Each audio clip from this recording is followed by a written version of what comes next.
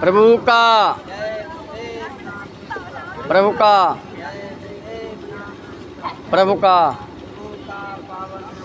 जय गुरुदेव जय गुरुदेव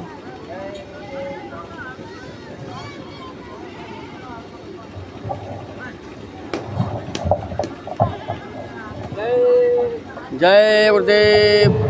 बैठता हूँ।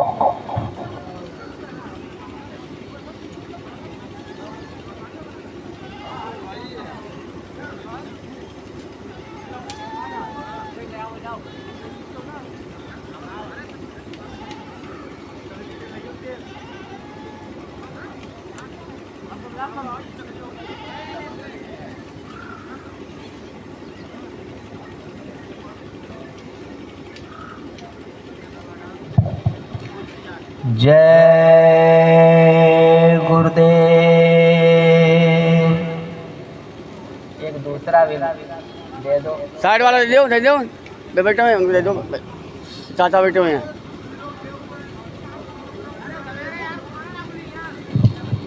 जय गुरुदेव। जय गुरुदेव नाम प्रभु का। जय गुरुदेव। जय गुरुदेव नाम प्रभु का। जय तुम बात पूरी बनाओ तो बोला तुम पूरी बनी नाम प्रभु का। जय गुरुदेव। जय गुरुदेव नाम प्रभु का। जय गुरुदेव नाम किसका? प्रभु का। जय गुरुदेव नाम किसका? प्रभु का। जय गुरुदेव नाम किसका? प्रभु का। जय गुरुदेव नाम किसका? प्रभु का। प्रभु का प्यारा नाम। जय गुरुदेव नाम प्रभु का। प्रभु का प्यारा नाम। जय गुरुदेव नाम प्रभु का। स्वामी जी का जगाया हुआ नाम। जय गुरुदेव नाम प्रभु का। स्वामी जी का जगाया हुआ नाम। जय गुरुदेव नाम प्रभु का। ये नाम नहीं इंसान का। नाम है श्री प्रभु का। ये नाम नहीं इंसान का। नाम है श्री प्रभु का। ये नाम नहीं इंसान का। नाम है श्री प्रभु का। ये काम नहीं इंसान का। काम है श्री प्रभु का। विश्व में शांति कौन लाएंगे? बाबा जय गुरुदेव महाराज जी। विश्व में शांति कौन लाएंगे? आने वाली मुसीबतों से कौन बचाएंगे? बाबा जय गुरुदेव महाराज जी। आने वाली मुसीबतों से कौन बचाएंगे? जय गुरुदेव। कलयुग में सतयुग कौन लाएंगे? बाबा जय गुरुदेव जी महाराज। प्रेम से बोलो जय गुरुदेव नाम प्रभु का। प्रभु का।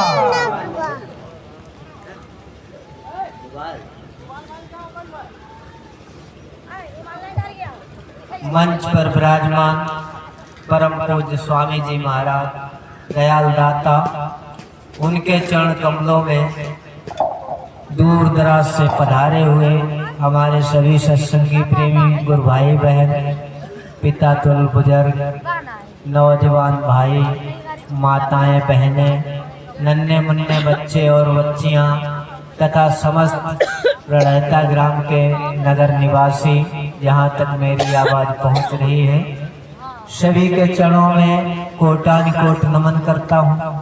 सादर सा प्रेम जय गुरुदेव नाम प्रभु का बोलता हूं। प्रेम से बोलो जय गुरुदेव नाम किसका? प्रभु का। जय गुरुदेव नाम किसका? प्रभु का।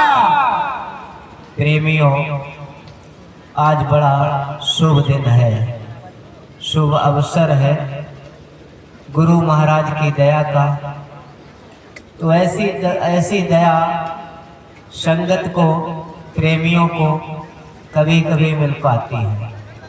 तो उस दया के पात्र जो भी प्रेमी आ जाते हैं, गुरु दरबार में उपस्थित हो जाते हैं, तो उनके ऊपर गुरु की अपार दया की बरसात होती है और उनके समस्त हृदय में मनुष्य रूपी मंदिर में यानी प्रकाश ही प्रकाश फैल जाता है।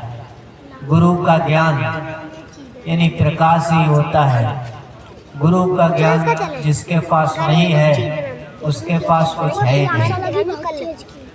देखिए, इस संसार में, भौतिक संसार में चारों तरफ काल भगवान की बनाई दुनिया में यानी उपद्रव मचा हुआ है, हाहाकार मचा हुआ है और दुख तकलीफ मुसीबतें यानी चारों तरफ लोग रो रहे हैं, चिल्ला रहे हैं और बड़ा ही अधर्म के काम हो रहे हैं।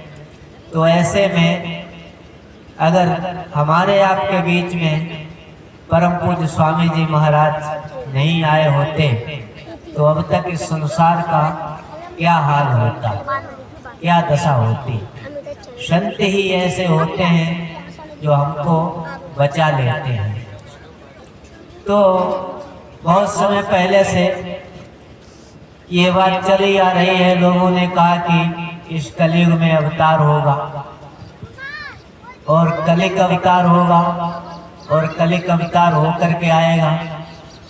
कहा कि संबल में होगा, सफेद घोड़े पर सवार होगा।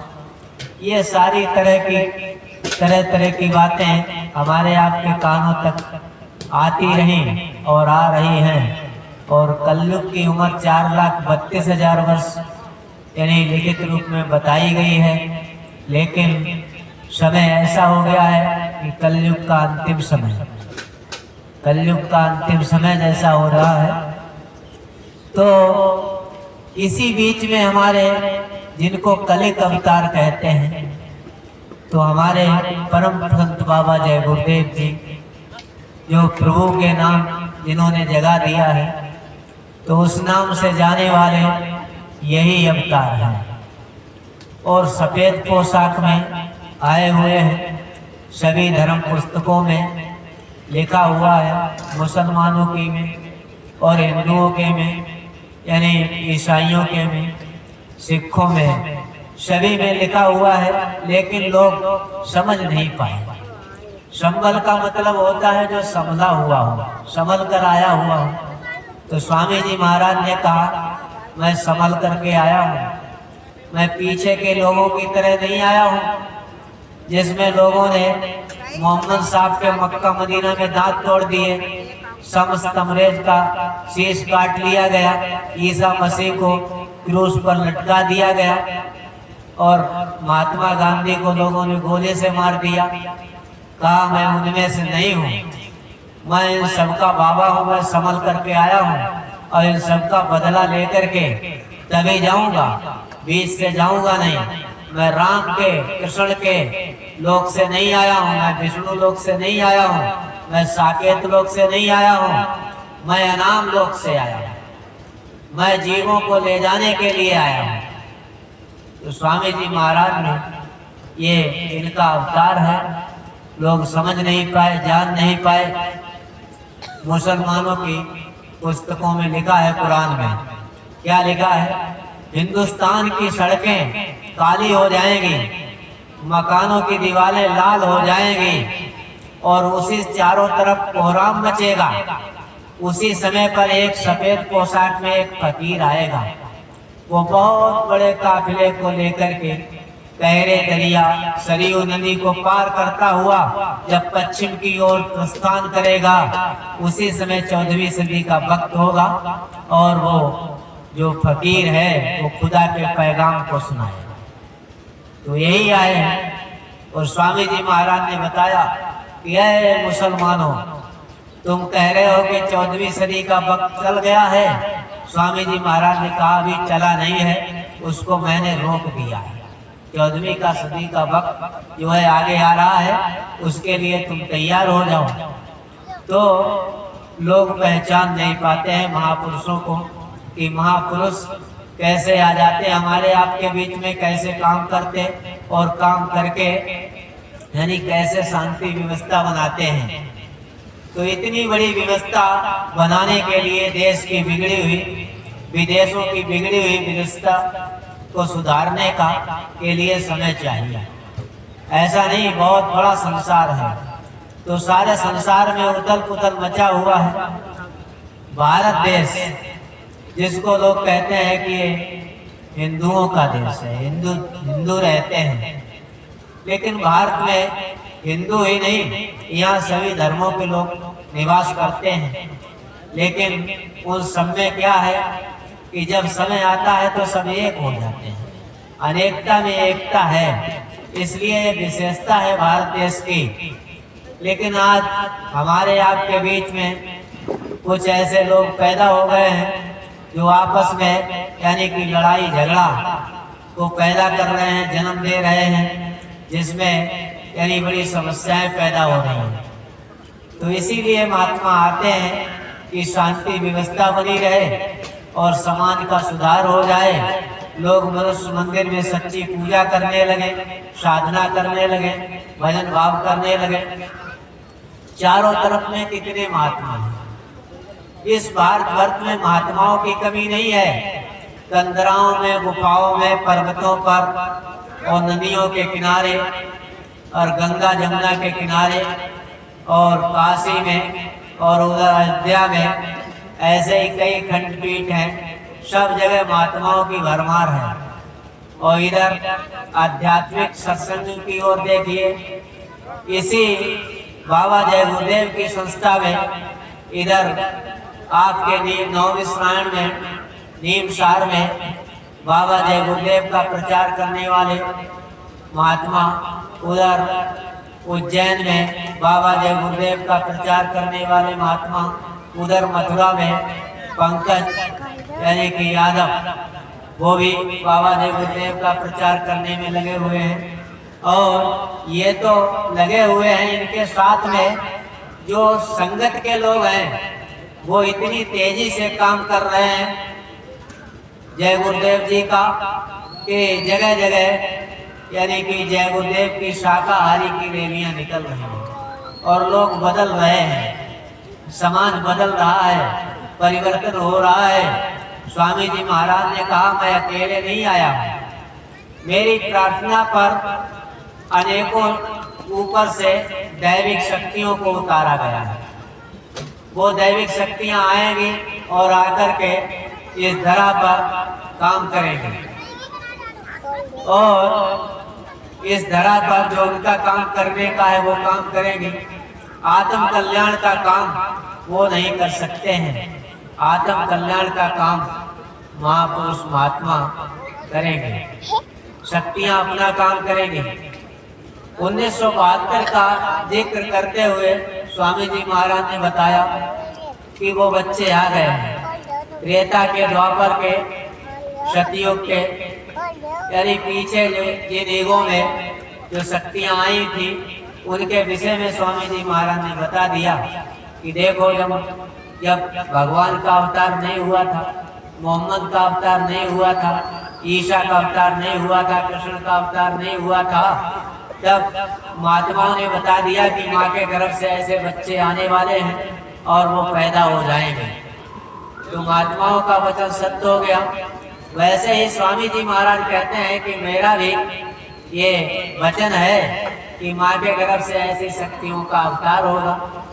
जो शक्तियाँ आई हुई हैं उनका जन्म सन 1972 में बताया बाबा जय गुरुदेव ने, और 1972 में उनका जन्म होगा और उनको वो स्कूल कॉलेजों में पढ़ रहे हैं और कहा कि धीरे धीरे उनमें आत्मिक शक्ति जाग जाएगी, उनको आदेश दिया जाएगा और वो बच्चे अपना काम करना शुरू कर देंगे। तो स्वामी जी महाराज ने कहा कि आप समझ जाओ, उत्तर प्रदेश वाले तैयार हो जाओ। फिर बताया उत्तर प्रदेश वाले नहीं कहा कि दिल्ली वाले तैयार हो जाएं, जयपुर वाले तैयार हो जाएं, लखनऊ वाले तैयार हो जाएं। सबके लिए कहा कि तुम तैयार हो जाओ और वो बच्चे जिनका इंतजार है वो आ गए हैं। आ गए हैं, तो स्वामी जी महाराज सबको शांति व्यवस्था कराना चाहते थे, लोग नहीं माने, यानी कि अपनी बात पर अड़े रहे। तो अब वो समय आ गया कि जिन्होंने इस धरती माता पर यानी इसको सताया है, इस पर बोझ बने थे, उसको हटाने का काम करने के लिए वो शक्तियां आ गई हैं, वो हमारे आपके समक्ष हैं। इतना भय था, रात्रि के समय आप निकल नहीं सकते थे, लेकिन आज वही काम जो बाबा जय गुरुदेव ने बताया, वही काम शुरू हो गया है। बड़े बड़े यानी कि गुनहगार, जिनको स्वामी जी महाराज ने कहा बड़े बड़े मगरमच्छ फंस जाएंगे, तो बड़े बड़े मगरमच्छ फंस गए, उनके यानी नष्ट नाबूद कर दिया गया, यानी जगह मकान का उनका नामो निशान पता नहीं कहाँ। तो ऐसा लगा कि वो इस पृथ्वी पर बसे ही नहीं, ऐसा कर दिया। ये किसका काम है? ये उन्हीं स्वामी जी महाराज की बुलाई हुई शक्तियों का काम। क्यों? स्वामी जी महाराज काल का काम नहीं कर सकते, ये दयालु है, और दयालु जब तक रहते हैं तब तक काल शक्तियां अपना काम नहीं करती हैं। जब दयालु अपना काम स्थगित कर देते हैं और शक्तियों को आदेश दे देते हैं, तो शक्तियां अपना काम करना शुरू कर देती हैं। 8 जुलाई सन 1972 का जन्म योगी का है, और जिन्होंने यानी इतनी तेजी से काम को आगे बढ़ाया कि उनके डर के वजह से यानी कि बड़े बड़े अच्छे यानी कि जो कुछ कर धरने की बात करते थे, वो सब शांत हो गए, यानी सब छुप गए, दुबक गए डर की वजह से। ऐसा डर और भय पैदा हो गया। तो जो महात्मा कह देते हैं, संत का वचन कभी झूठा नहीं होता है, संत वचन पलटे नहीं, पलट जाए ब्रह्मांड। संतों का वचन कभी झूठा नहीं होता, मिथ्या नहीं होता। तो जो बात स्वामी जी महाराज ने बता दी और वो हमारे सबके सामने आ गई है, और जो सत्संगी प्रेमियों के लिए जो संदेश है बाबा जय गुरुदेव ने बताया, कहा कि देखो मैंने आपसे साधना करने के लिए कही, साधना तुम नहीं कर सकते, क्योंकि साधना करने का अभी समय ही, मौसम ही नहीं बना है, वातावरण ही नहीं बना है। ये वातावरण इतना गंदा है कि इस वायु में यानी कि हर तरह की यानी विषयुक्त हवा बह रही है, तो इसमें आपकी साधना भंग हो जाती है, और आपका सुर में सुर नहीं मिल पाता है, तार से तार नहीं मिल पाता है, तो आपकी साधना पर बड़ा फर्क पड़ रहा है। तो आप कुछ नहीं कर सकते हो, तो छोटी मोटी सेवा है शाकाहारी का प्रचार। तो कहा तुम इस काम को करते रहो। तो कहा कि मैं तुमको, पहले बोले कि ऐसा है कि मैं तुमको यानी कि स्वर्ग लोक दे दूंगा, फिर बोले स्वर्ग लोक नहीं, अगर तुम काम करते रहे तो मैं तुमको 10वें द्वार तक पहुंचा दूंगा। फिर बोले अगर तुमने शाकाहारी का प्रचार पूर्ण कर दिया तो मैं तुमको जहाँ से तुम आए, तुम्हारा निज घर है, वहाँ पहुँचा दूंगा। ये स्वामी जी महाराज के वचन हैं। 2012 में स्वामी जी महाराज ने बताया। तो सबसे बड़ा काम तो यही है कि मालिक का काम करो। तो मालिक का काम है शाकाहारी का प्रचार। अपने आप में मान बढ़ाई का काम मत करो, क्योंकि मान बढ़ाई में अहंकार हो जाता है, अवमान हो जाता है, तो भक्ति नहीं रहती है। भक्ति जो होती है यानी कि अपने निस्वार्थ भाव से की जाए, ना लोभ हो, ना लालच हो, ना अहंकार हो, ना मान हो, ना प्रतिष्ठा हो, ना मर्यादा हो, कुछ भी ना हो। एक साधारण व्यक्ति बनकर के परम पिता परमात्मा की भक्ति मनुष्य शरीर से कर सकते हैं। और जिसको अहंकार आ गया, अहंकार रावण होता है, जब अहंकार आ गया तो भक्ति बेकार चली गई, किया कराया सब गया, कुछ भी नहीं आया हाथ, फिर कुछ हाथ में नहीं लगता है। इसलिए इस किराए के मकान में जो जीवात्मा बैठी हुई है, उसको पार करने का जो मार्ग स्वामी जी महाराज ने आप सबको दे दिया, और जिनको नहीं मिला है उनके लिए बताया कि ये जय गुरुदेव नाम प्रभु का है। तो जय गुरुदेव नाम प्रभु का है और जगह हुआ पावन नाम है, पवित्र नाम है, और नाम आपको नहीं मिला तो यही नाम आपके लिए काफी है, जय गुरुदेव नाम प्रभु का। इस नाम को आप पकड़ लो, एक माला लेकर के साधना करने लगो सुबह शाम, कानों में उंगली डाल करके आंख कान बंद करके सीधा ऊंचा ध्यान दे करके ऊपर से गाजे बाजे अनैत वाणियां हो रही उनको सुनो। आपको भी अनुभव गुरु महाराज करा देंगे।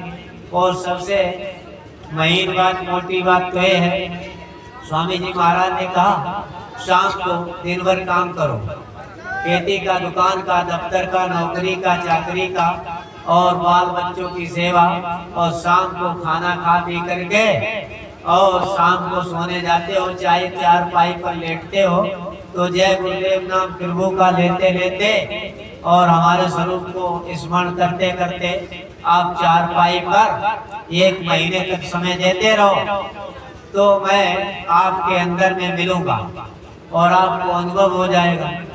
तो इतना तो रास्ता स्वामी जी महाराज ने बता दिया। और बहुत से लोग चिल्ला रहे कि हमको नाम नहीं मिला, नाम नहीं मिला। अरे नाम तो प्रकट है, वो तो घूम रहा है, तुम उसको पकड़ लो। नाम तो जगा हुआ है जय गुरुदेव नाम प्रभु का, यानी 5 नाम जो नाम है वो किसके हैं? नीचे सचखंड के नीचे चारों नाम काल के हैं और केवल सचखंड का नाम और जय गुरुदेव नाम प्रभु का जगा हुआ, पार करने वाला जय गुरुदेव नाम प्रभु का यही नाम है। यही जीवात्माओं को पार ले जाने वाला नाम है। इस कलयुग में इस नाम को यानी कि स्वामी जी महाराज ने सिद्ध कर दिया, जगा दिया। इसी से हमारा, आपका, सबका और संसार का भला होगा, कल्याण होगा। और संसार में जितने भी नाम हैं उन नामों से किसी का ना भला हुआ और ना आगे होगा, क्योंकि संसार अज्ञान है। अज्ञानता में उलझ गए, फंस गए। भाई सोचने की बात है कि ना हमने और आपने, संसार वालों ने ना राम को देखा, ना कृष्ण को देखा, ना मोहम्मद को देखा, ना ईसा को देखा, ना विष्णु को देखा, ना शंकर को देखा, ना देवी को देखा, ना दुर्गा को देखा। किसी को हम आपने तो देखा नहीं, लेकिन कहने के मतलब कहते हैं कि पूजा करने लगे देवताओं की। तो देखा नहीं तो किसकी पूजा करने लगे? देखा नहीं लेकिन पूजा करने लगे, ऐसे ही मान करके। और कोई पेड़ मिल जाए तो पेड़ पर चढ़ावा करने लगो तो वहाँ देवता, वहाँ पूजा करने लगी। नदी किनारे कोई झूला खड़ा हो जाए, वहाँ पर थोड़ा कुछ दिखा दो लाल पीला और वहाँ भी पूजा होने लगेगी। जगह जगह, यानी कि सारे संसार में क्या है, यानी स्वामी जी महाराज कहते हैं सारे संसार में, यानी कि जैसे भेड़, एक भेड़ जाएगी, अगर एक भेड़ पहाड़ी से नीचे गिर गई तो सारी भेड़ें गिर जाएंगी और खत्म हो जाएगी, लेकिन वो रुकेगी नहीं। यही काम संसार का है। एक आदमी काम करने लगेगा, उसी काम को पीछे से सब नकल करने में लग जाएंगे। ये काम है हमारे संसार का। तो स्वामी जी महाराज ने जिक्र करते हुए बताया कि इस प्रकार से संसार में पूजा हो रही है, नकली पूजा। तो उस पूजा से जीवात्मा का कुछ लेना देना नहीं है। और किराए का मकान में बैठी जीवात्मा जो गंदी हो रही है, उसकी सफाई का भी काम नहीं है कि पूजा करने से यानी उसकी सफाई हो जाए। तो स्वामी जी महाराज फरमा रहे कि एक नगर था, तो नगर में हर जगह, हर नगर में पूजा होती है मंदिरों में। तो उस नगर में भी पूजा करने के लिए सुबह सुबह एक स्त्री अपने घर से थाली में, यानी कि सजा करके, थाली को सजा करके प्रसाद लेकर के और वो चल पड़ी और जाकर के रास्ते में जा रही थी मंदिर में पूजा करने के लिए सुबह सुबह। ये स्वामी जी महाराज के वचन है, मैं अपनी तरफ से नहीं सुना रहा हूँ। तो स्वामी जी महाराज बोले कि उसको यानी तबीयत खराब हो गई, पेट खराब हो गया, उसको लेटरिन आ गया। तो उसने देखा इधर उधर थाली वहीं रख दी और बीचों बीच रोड पर उसने यानी लेटरिन को कर दिया। जब सड़क पर लेटरिन कर दिया और लेटरिन करने के बाद में ऊपर से उसने मिट्टी डाल दी और मिट्टी डाल के कहा अब तो हम अशुद्ध हो गए, पूजा तो होगी नहीं, तो फूल पाती सब वहीं चढ़ा दिए लेटरिन के ऊपर और वहीं किनारे पर बैठ गई। अब जब लोग और वो पीछे से पूजा करने के लिए आए तो उन्होंने पूछा भाई ये क्या, ये कौन देवी, यहाँ कैसे पूजा होने लगी? तो वो स्त्री बोली कि कहने लगी ये अगवा देवी, ये अगवा देवी है। तो अब जो भी आ रहा है वो फूल चढ़ाना शुरू, जो पूजा करने आए वो सब फूल चढ़ाने लगे। धीरे धीरे इतनी भीड़, अभी तुम्हारे सखिया ढकिया सखिया में ये हाल हुआ था, देखा आपने? तो ये हाल जो संत कहते हैं वो गलत नहीं कहते, संत तो बिल्कुल स्पष्ट सही बात बता देते हैं। तो इतनी भीड़ होने लगी, सड़क जाम हो गई, वहां ना इधर जा सकते ना उधर जा सकते। जब प्रशासन को पता लगा कि भाई इतनी भीड़ हो गई तो फौरन वहां प्रशासन आ गया, लाठी डंडा चले, दुकानें हटाई, मेला हटाया और वहां खुलवाया, कहा देखो है क्या यहाँ पर। तो देखा वहां लेटरिन निकली। तो बताओ ये है संसार का हाल। कैसे तुम सुधर सकते हो, कैसे तुमको सुधारा जा सकता है? ऐसा संसार है। अभी आपने देखा होगा थोड़े समय से पहले अभी हमारे आपके बीच में जिनका महाभारत में भगवान श्री कृष्ण ने बर्बरीक का सिर काट लिया था महाभारत में, क्योंकि वो बहुत बड़ा तीरंदाज था, इसलिए उस बर्बरीक का शीश मांग लिया था, काट लिया था। और उसी कटे शीश को अब दुनिया के लोग पूजा करने लगे। देखा होगा आपने, खाटू श्याम के नाम से हो रही है पूजा और वहाँ मनोना धाम बन गया और लोग भाग भाग करके जाने लगे। तो ये हाल है जैसा स्वामी जी महाराज ने बताया, दुनिया की भेड़ चाल है। तो आत्मा को पावन करने के लिए, आत्मा को साफ करने के लिए जो रास्ता है वो महात्माओं के पास है। महात्माओं के पास जाते नहीं और जहाँ कुछ होता नहीं वहाँ लोग भाग जाते हैं। तो वहाँ से कुछ मिलता मिलाता नहीं है। तो सोचने की बात है, भाई कृष्ण भगवान जी थे, कृष्ण भगवान का रूप था। तो संत कहते हैं कृष्ण जो थे वो काल शक्ति थे, राम काल शक्ति थे। जो भी शक्तियाँ आती हैं इस पृथ्वी पर वो काल शक्तियाँ आती हैं, दयाल शक्ति नहीं आती। लेकिन इस बार कलयुग में ये दयाल शक्ति बाबा जय गुरुदेव के नाम से जाने जा रहे हैं, ये दयाल शक्ति है, ये काल शक्ति नहीं है। तो ये बताते हैं कि कृष्ण भगवान अगर थे तो उनके साथ में 5 पांडव रहते थे, उनके मित्र थे, उनके साथ ही रहे। और उद्धव जी भी बड़े भक्त थे उनके, यानी अनुयायी थे, प्रेमी थे, बड़े मानने वाले थे। तो जरा सोचने की बात है, कृष्ण भगवान यानी भगवान के साथ में रहने वाला जो होगा क्या उसका उद्धार नहीं होगा? बताओ, जो भगवान के साथ रहेगा उसका तो कल्याण हो ही जाएगा, लेकिन भगवान के साथ में रहने वालों का उद्धार नहीं हुआ तो उनका फोटो लगा करके तुमने उनको देखा नहीं और उनका फोटो लगा करके पूजा करने से तुम्हारा उद्धार होगा? जब साथ रहने वाले साथ साथ रहे, उनका कल्याण नहीं हुआ तो आप सबका कैसे हो सकता है? तो महात्मा तो ये बताते हैं, लेकिन महात्माओं की बात तुम सुनते नहीं हो। भाई पंडा चारों नरक को गए दुष्टर धाम। दुष्टर स्वर्ग लोक में क्यों गए? क्योंकि वो सच्चाई से रहते थे, सच्चाई बोलते थे, इसलिए सांच बराबर तप नहीं, झूठ बराबर पाप। तो सच का रास्ता पकड़े हुए थे, इसलिए उनको मोक्ष तो नहीं दिया, लेकिन वो स्वर्ग लोक के लिए थोड़े समय के लिए भेज दिया गया। और चारों पांडवों से कहा कि तुम वहीं खड़े हो जाओ। कृष्ण भगवान ने कहा, ए भीम अर्जुन नकुल सहदेव वहीं खड़े हो जाओ, इधर आने की जरूरत नहीं है। कहने क्यों प्रभु उधर क्यों नहीं आने की जरूरत है? कहा अरे तुमको तो महाभारत में पाप लग गया, हत्या लग गई तुमको, तुम यहाँ से चले जाओ और चले जाओ यानी हिमगिर पर, हिमालय पर्वत पर जहाँ बराबर बर्फ बनी रहती है, वहां जाकर के सीध जाओ जाकर, तो वो तो वहां नरक में चले गए। केवल युधिष्ठिर गए, तो बताओ पंडाचारों नरक में गए युधिष्ठिर धाम, और मित्र प्रीति भगवान की आई कौने काम, तो भगवान के मित्र तो नरक में चले गए, और भगवान को तुमने देखा नहीं, जिनके शरीर से स्पर्श किया, जिनके साथ रहे, वो पार नहीं हो पाए। अब तुम फिल्मी दुनिया के कलाकारों के फोटो लगा करके पूजा कर रहे हो, तो इससे आपकी जीवात्मा का उद्धार हो सकता है? जरा सोचने की बात, विचार करने की बात। तो ऐसी दुनिया भूल भरम में फंस गई और उलझ गई। पूजा कर रहे हैं, पाठ कर रहे हैं, जप कर रहे हैं, तप कर रहे हैं, लेकिन किसी भी जीव का उद्धार नहीं हो सकता है। संसार में कितने कथावाचक यानी भगवान की कथाएं चल रही हैं, भारतवर्ष में तो बहुत ही ज्यादा चल रही है, कमी नहीं है।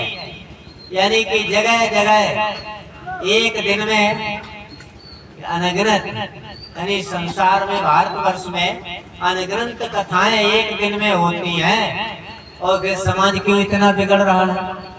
यही सोचने की बात है।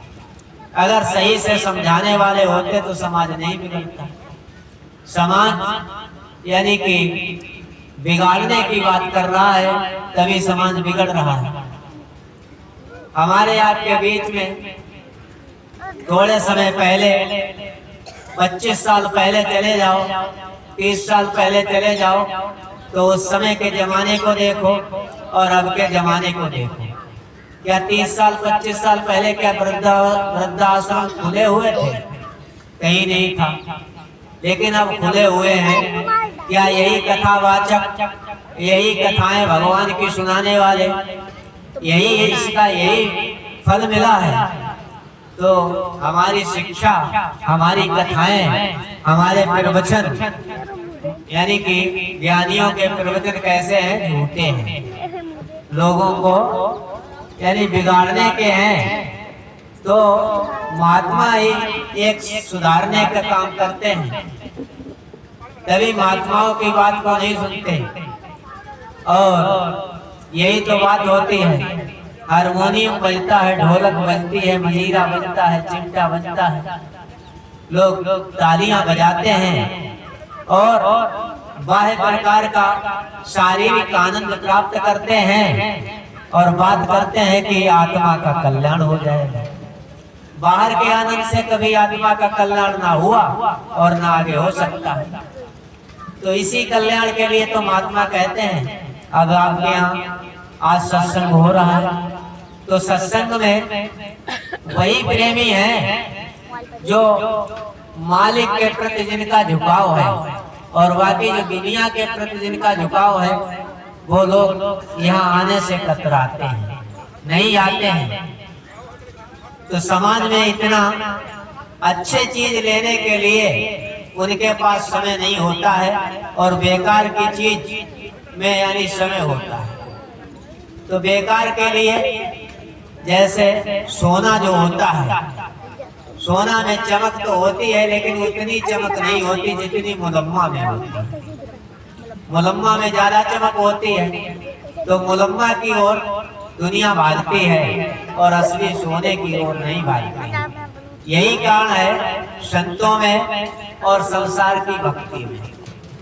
संतों की भक्ति जो होती है वो आजाद कर देने वाली होती है, जीवात्मा को पावन करके पवित्र कर देती है। और संसार की भक्ति कैसी होती है? वो उलझा देती है जीवात्मा, और उसमें उलझ जाती है, फंस जाती है और निकल नहीं पाती है। सारा जीवन गुजर जाता है भक्ति करते करते, और शरीर भी छूट जाता, लेकिन आत्मा को साफ करने का यानी मार्ग नहीं प्राप्त कर पाता।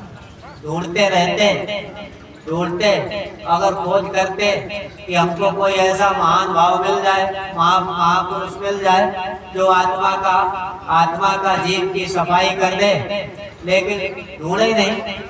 अरे खोज किया होता तो मिल जाता, खोजी हुए तुरंत मिल जावे, पल भर की तलाश में मोको कहाँ ढूंढे बंदे मैं तो तेरे पास।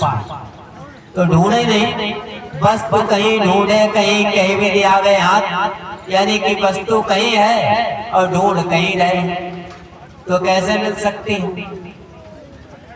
तो हमारे आपके बीच में लोगों ने अच्छा सबक नहीं सिखाया, अच्छी शिक्षा नहीं दी, इसीलिए महात्मा कहते हैं कि सबसे पहले अपने घर परिवार को सेवा के रूप में आदर सम्मान पूर्वक, पहले सबसे बड़े बुजुर्गों जो हमारे आपके बीच में बुजुर्ग जो होते हैं परिवार में, वे हमारे बड़े हितैषी होते हैं। थोड़े समय उनका थोड़ा समय होता है क्योंकि अधिक आयु हो चुकी होती है, शेष जीवन थोड़ा बचा होता है, तो महात्मा कहते हैं उनकी सेवा ज्यादा करो। जब आप उनकी सेवा ज्यादा करोगे तो सेवा की ही मेवा है उनकी आत्मा और परमात्मा, यानी परमात्मा की अंश जीवात्मा होती है। जब आप सेवा करोगे बुजुर्गों के तो आत्मा जो आपको दुआ देगी और दया करेगी, वो आपके लिए यानी कि आपके लिए ऐसे वरदान साबित हो जाएगी कि आपका घर जैसे बगीचा में फूल खिले हो, हरे भरे पेड़ हो, फुलवारी हो और सुगंधित वायु बह रही हो, तो कितना अच्छा वातावरण होता है। ऐसे ही हमारा परिवार हो जाता है अगर हम बड़े बुजुर्गों का आदर सम्मान करके सेवा करके उनको करें, उसका फल ये प्राप्त होता है। और छोटे छोटे बच्चे हमारे आज के घर में होते हैं, उनकी भी देखभाल करना बहुत बड़ी सेवा होती है। तो उसमें सबसे बड़ा ज्यादा काम तो माताओं का होता है, क्योंकि पिता जो होते हैं, पापा जो होते हैं, वो तो अपना काम में लगे रहते हैं। माताएं जो होती हैं वो बच्चों का ज्यादा ख्याल रखती हैं, ध्यान रखती हैं। तो उन बच्चों को आप पहले छोटे से ही यानी हितकारी, आदर करने वाले, सबका सम्मान करने वाले, बड़ों को रिस्पेक्ट करने वाले, तो वो माताएं बच्चों को सिखा देती हैं। बच्चे सीख जाते हैं, तभी तो बच्चे अच्छे बनते हैं। लेकिन क्या है, यही शिक्षा नहीं दी जाती है। कथावाचक ये नहीं सुनाएंगे, ये सारी चीजें सत्संग से ही सबको प्राप्त होती हैं और ना इसके कोई ग्रंथ मिलेंगे आपको। रावण और हनुमान की, राम की लड़ाई सुनाएंगे कथावाचक, आपके थोड़ी बताएंगे कि पहले अपने घर परिवार में यानी सबको सुधारो और सबको सही से रखो। भाई भूखा प्यासा है उसको भोजन खिलाओ, प्यास लगी है पानी दो, कपड़े गंदे हैं कपड़े साफ कर दो। एक दूसरे की सेवा करोगे तो मालिक देखता है, ऊपर में बैठा वो सब देख रहा है कि आप क्या कर रहे हो। जो आपको देखेगा तो कहेगा ये बड़े अच्छे लोग हैं, इन पर दया कर देगा, कोई महात्मा मिल जाएगा, आपको रास्ता मिल जाएगा मोक्ष और मुक्ति का, जैसे हम आपको मिल गया है। तो आप समझ रहे हो थोड़ा समय बचा हुआ है शेष परिवर्तन का, भीषण परिवर्तन का थोड़ा शेष समय रह गया है। वैसे तो एकाएक करा दिया जाता, लेकिन स्वामी जी महाराज ने कहा एकाएक नहीं होगा, इसको धीरे धीरे किया जाएगा। अब ये परिवर्तन धीरे धीरे होगा, 4-6 साल में संपूर्ण लीला हो जाएगी। और जो प्रेमी जन हैं, जिनकी लौ लगी हुई है, नाम को पकड़े हुए हो, जय गुरुदेव नाम प्रभु, तो आप सबकी बचत हो जाएगी और संसार में गिने चुने लोग रह जाएंगे, संख्या बहुत कम हो जाएगी। इतना भीषण परिवर्तन होगा। 1980 में स्वामी जी महाराज ने बताया, 1980 में कहा कि इस भारतवर्ष में एक महान आत्मा का जन्म होगा और वो महान आत्मा क्या काम करेगी। आज तो सब चिल्ला रहे हैं कि भारत को हिंदू राष्ट्र बनाया जाए, क्योंकि यहाँ हिंदू रहते हैं और भारत विश्व का गुरु बनेगा। ये सब चिल्ला रहे हैं, लेकिन इनको सबको किसी को कुछ पता ही नहीं है। वो तो जब आएगा, जिस आत्मा महान आत्मा की बात को बताया स्वामी जी महाराज ने कहा, जब आएगा वो और खड़ा हो जाएगा तो एक साथ में हिंदू मुस्लिम सिख ईसाइयों सभी के जो धर्म गुरु हैं उन सबको इकट्ठा कर लेगा, सबको बुला लेगा और एक साथ में बैठ करके सबको समझा देगा और जय गुरुदेव नाम प्रभु का झंडा लेकर के पकड़ा दिया जाएगा। हिंदू सिख ईसाई मुसलमान सब चारों धर्मों के लोग उस झंडे को पकड़ लेंगे और थोड़े बड़े इधर उधर के हैं वो भी इसमें सब सम्मिलित हो जाएंगे और एक झंडा होगा, एक राष्ट्र होगा। तो भारत विश्व गुरु तब बनेगा। उस समय पर क्या हो जाएगा, जो लोग अभी कह रहे हैं, मैं तो उन महात्माओं से कहना चाहता हूँ और आप लोगों में से अगर कोई इनके पास जाता है, जैसे बागेश्वर धाम, वो भी चिल्ला रहे हैं, राष्ट्र बनाने की बात कर रहे हैं, लेकिन उन्होंने अपने मुखार से ये नहीं कहा, यानी सरकार से ये अपील नहीं की कि आप जो है कि मदिरा की दुकानें इतनी नए ठेके क्यों खुलवा रहे हो। भारत को अगर तुम विश्व गुरु बनाना चाहते हो और हिंदू राष्ट्र बनाना चाहते हो, क्या शराब के ठेके खुलवा करके भारत को हिंदू राष्ट्र बनाया जा सकता है? जरा सोचो, आप विचार करो। तो जो बात करते हैं हिंदू राष्ट्र की, पहले उनसे ये मेरा कहना है कि उन्हें जाकर के कहना चाहिए कि पहले ये काम बंद करो। हिंदू राष्ट्र तभी हो सकता है, राम राज्य जभी लाया जा सकता है। लोग राम राज्य की भी बात करते हैं, सरकार भी राम राज्य की बात करती है, लेकिन मैं सरकार से पूछना चाहता हूँ, सरकार जब राम राज्य की बात करती है तो ठेका इतनी संख्या में क्यों खुलवाया जाए? इस वर्ष में शराब के ठेका इतने खुले हैं कि इतने किसी साल में खुले ही नहीं। बताओ, हिंदू राष्ट्र हो जाएगा, भारत विश्व गुरु बन जाएगा और मीट मांस संजा के बेचने के लाइसेंस जो बनवा रहे हैं, दे रहे हैं, तो क्यों दे रहे हैं? क्या इससे भारत विश्व गुरु बनेगा या हिंदू राष्ट्र बनेगा? तो यही सारी चीजें हैं। लेकिन 1980 में स्वामी जी महाराज ने कहा, जब वो महान आत्मा खड़ी हो जाएगी, उसकी एक आवाज में जितने भी संसार के महात्मा हैं वो उसके एक इशारे पर नाचेंगे।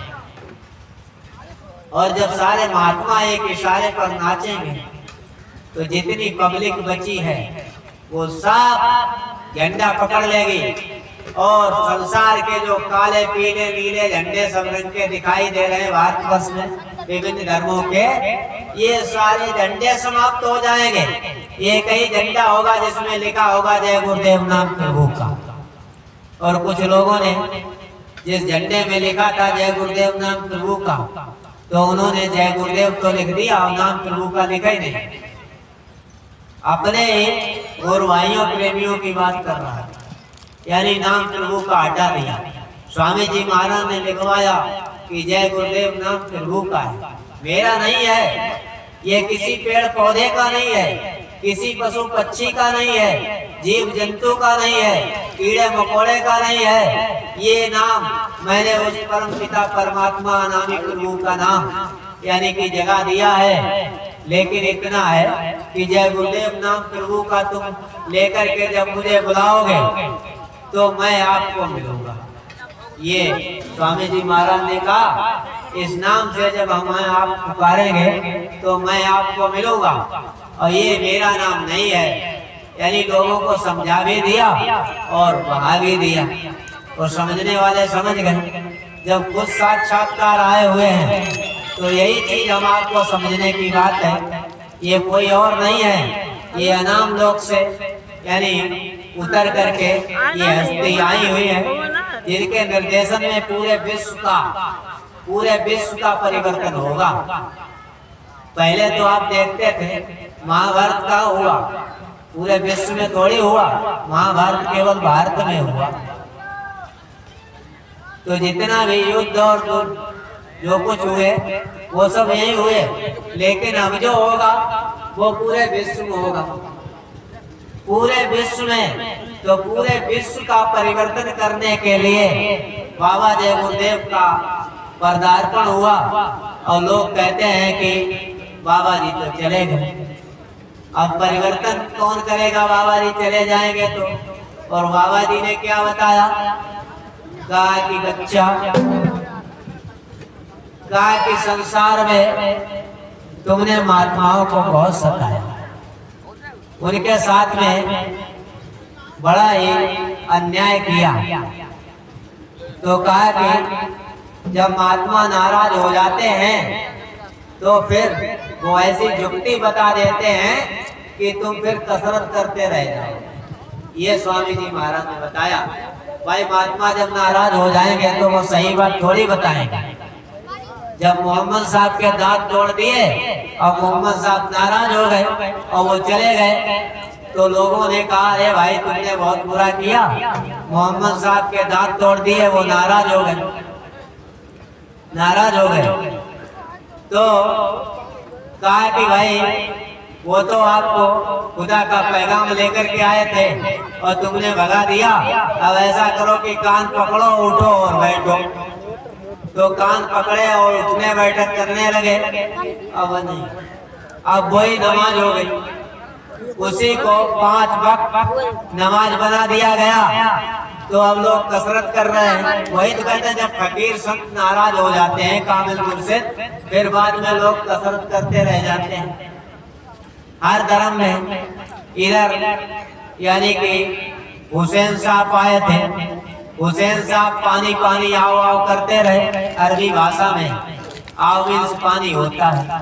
तो काबुल गए मुगल बनी आए, सिख आए नहीं वाणी, और आओ आओ कर मर गए और धरो सिराने पानी।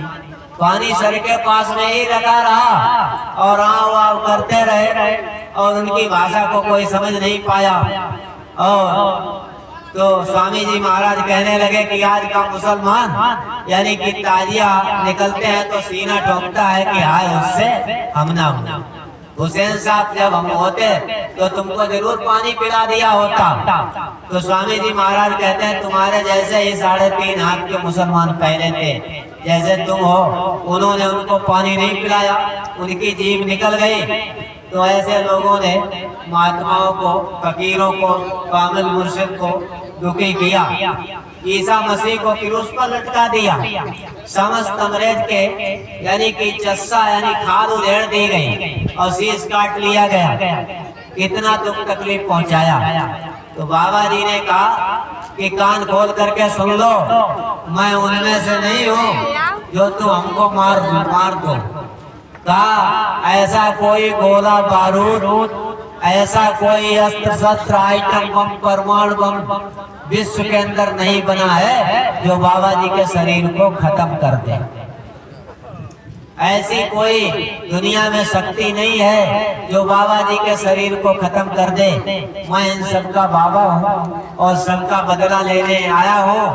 और जब तक यानी बदला नहीं हो जाता और जब तक इस धरा पर सतयुग नहीं ले आता, जब तक परिवर्तन नहीं हो जाता, तब तक मैं जाने वाला नहीं हूँ। चाहे हमको 400 वर्ष क्यों ना इस किराए के मकान में रहना पड़े तो भी रहूंगा। ये शब्द स्वामी जी महाराज। तो वही समय आ रहा है, समय समय पर लीला होती है। तो महात्मा जब नाराज होते हैं तो जो ग्रंथ लिखे हुए उसमें सब उल्टा सुल्टा लिख दिया जाता है और उन्हीं पोथियों को पढ़ करके सारा संसार यानी कि भ्रमित हो जाता है। अब आपको बताएं गलत, हनुमान के क्या पूंछ थी? हनुमान के पूंछ नहीं थी, लेकिन पूंछ बनाई गई। कहने का मतलब अब ना सुनने वालों को पता है ना सुनाने वालों को पता है, तो वो तो वैसे कहेंगे। और सही बात को खोज लिया जाए तो उसमें सही बात तो सही होती है।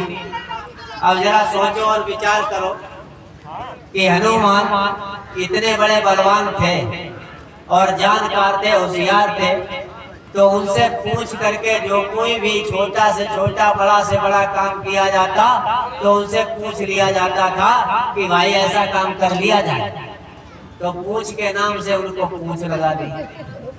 पूछ के होते थे काम सब, वो नहीं।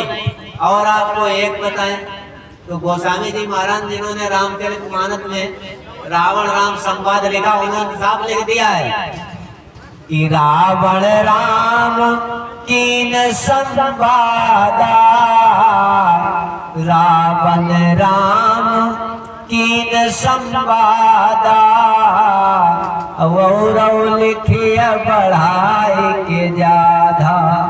और बढ़ा चढ़ा के लिखा तो बढ़ा चढ़ा के लिख दिया, हनुमान की पूछ बता दी। उसी पूछ से बताया कि लंका डर गई। तो अब नीचे पातालपुरी में राम चले गए थे, वहां रावण ले गया। तो अब हनुमान को तो सब कहते हैं कि वो तो ब्रह्मचारी, उनकी तो शादी नहीं हुई, फिर मकरध्वज कहाँ से पैदा कर दिया कथावाचकों ने। वही रामायण में मकरध्वज का नाम आता है कि वो जब हनुमान कहे कि पातालपुरी में गए तो गेट पर मकरध्वज से लड़ाई होने लगी। जब लड़ाई होने लगी तो उसने कहा कि भाई हमको तो कोई हरा ही नहीं सकता। मकरध्वज बोले क्यों? कि हमको तो केवल हमारे पिता ही हमको हरा सकते हैं। कि तुम्हारे पिता कौन है?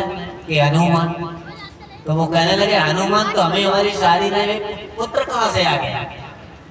ये ऐसे फंसे हैं लोग, उलझे हुए हैं। बताओ कितना सच है कितना गलत है, उलझे रहो। और आपको बता दें एक बात नहीं, बहुत सारी त्रुटियां हैं, उन्हीं त्रुटियों में सारा संसार फंसा हुआ है। कहते हैं कि पार्वती जी स्नान कर रही थी और उधर गणेश जी से कहा कि तुम अंदर किसी को आने मत देना, मैं स्नान कर रही हूँ। शंकर जी आ गए। अब शंकर जी को नहीं पता कि हमारा पुत्र है, यानी कौन सा ऐसा माता पिता है जिसको ये नहीं मालूम होता है कि हमारा बेटा है। और शंकर जी को तो अंतर्यामी सब बताते हैं। जब शंकर जी अंतर्यामी है, उनका बेटा जब बात कर रहा है, उन्होंने कहा अंदर नहीं जा सकते, आप बाहर खड़े रहो। गणेश जी ने कहा, शंकर जी ने कहा तू कौन होता है रोकने वाला? कहा कि हमको आदेश माता ने दिया है, माता ने दिया है। अब शंकर जी को पता ही नहीं जो हमारा पुत्र है। तो शंकर जी ने उसकी गर्दन साफ कर दी। कोई अपने पिता अपने बेटा की गर्दन काट देगा? नहीं काटेगा।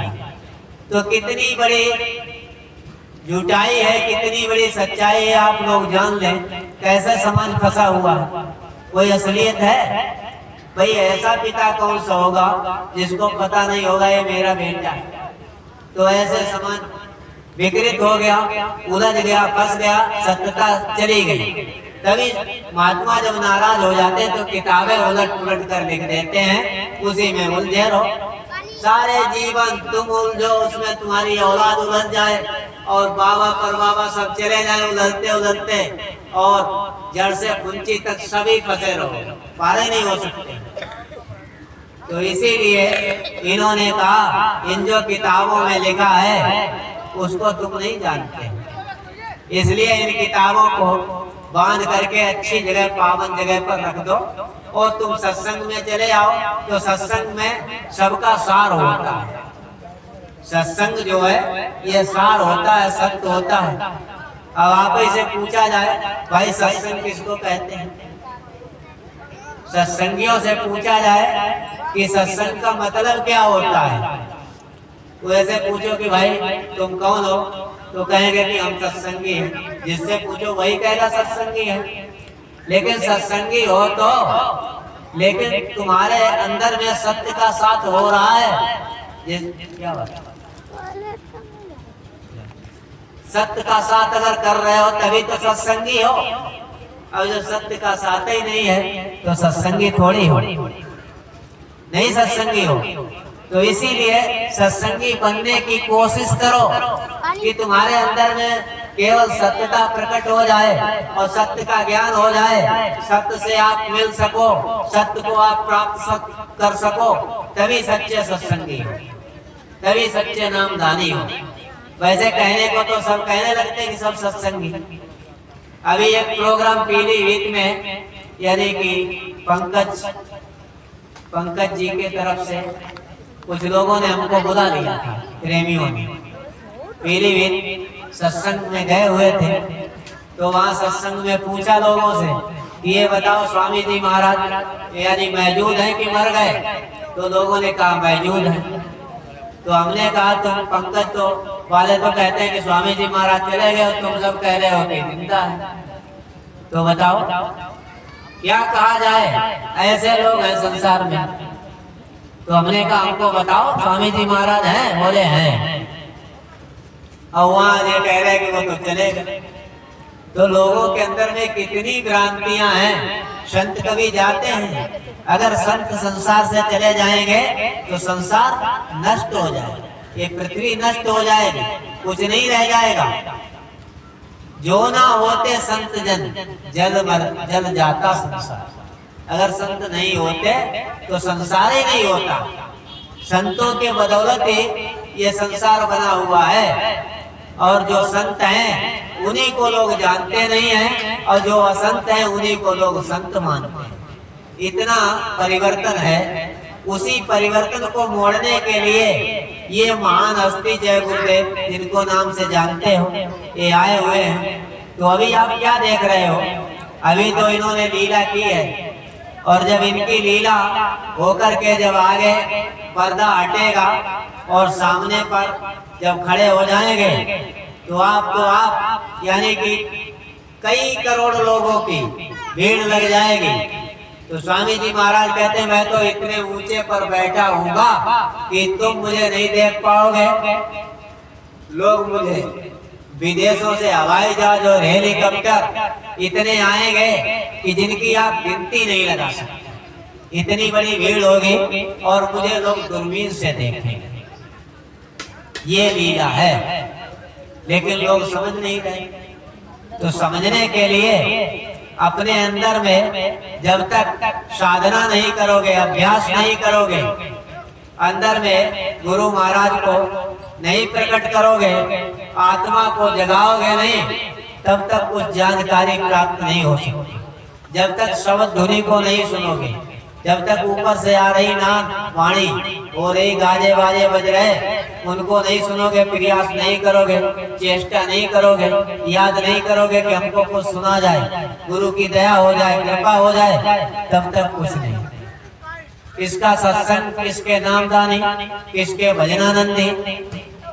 ये कपड़े पहनने से, कपड़े जो पहन लेते हैं हम आप, इससे ये है कि गुरु महाराज का ही काम हो रहा है। लोग जान लेते हैं ये बाबा जय गुरुदेव के शिष्य हैं, जय गुरुदेव नाम प्रभु का लिखा हुआ है, तो लोग इस नाम को लेते हैं। आपको देख कर, आप भले ही ना बोलें, लेकिन आपको देख के बोलते हैं कि जय गुरुदेव नाम प्रभु का लिखा हुआ है, तो फौरन लोग, यानी जो मानते हैं नामदानी नहीं है, लेकिन कुछ संसार में ऐसे भाव जिनका होता है लोगों का, वो सत्संगी नहीं है। लेकिन सत्संगियों से ज्यादा कहीं बाबा जय गुरुदेव को सभी देवताओं से ज्यादा मानते हैं। समझ रहे हो?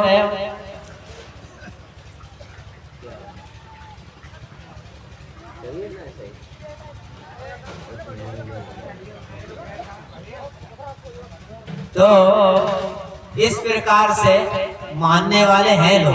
भजन नहीं करते हैं, भजन करना नहीं आता उनको, लेकिन सच्चे दिल से बहुत मानते हैं। लेकिन स्वामी जी महाराज ने कहा जिसमें भाव है, भले ही भजन नहीं कर रहा है, जिसके अंदर में भाव है और शाकाहारी है, तो भाव से हमको भजे तो हमसे मेरा पार।